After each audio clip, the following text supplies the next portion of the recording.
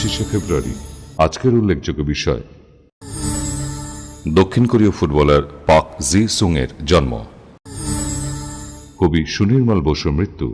সুনির্মল বসু জন্মগ্রহণ করেন 20শে জুলাই 1902 খ্রিস্টাব্দে, মৃত্যু 25শে ফেব্রুয়ারি 1957 খ্রিস্টাব্দে। সুনির্মল বসুর পিতা, তার কর্মস্থল ছিল বিহারের গিরিডিতে, সেখানেই সুনির্মল বসুর জন্ম। ছোটবেলা সাঁওতাল পরগনা মনোরম প্রাকৃতিক পরিবেশ তার মনে কবিতা রচনায় অনুপ্রেরণা জাগায়। রচিত তার প্রথম কবিতা প্রবাসী পত্রিকায় প্রকাশিত হয়।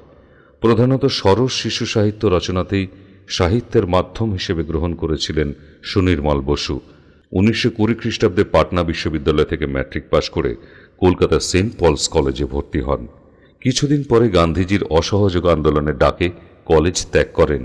এরপর অবনীন্দ্রনাথ প্রতিষ্ঠিত আর্ট কলেজে ভর্তি হন। ছড়া, কবিতা, গল্প, কাহিনী, উপন্যাস, ভ্রমণ কাহিনী, রূপকথা, কৌতুক নাটক প্রভৃতি শিশু ও কিশোরদের উপযোগী বিভিন্ন বিষয়ক রচনায় সিদ্ধহস্ত ছিলেন। তার প্রথম প্রকাশিত কাব্য ও কবিতা গ্রন্থের নাম হাওয়ার দোলা।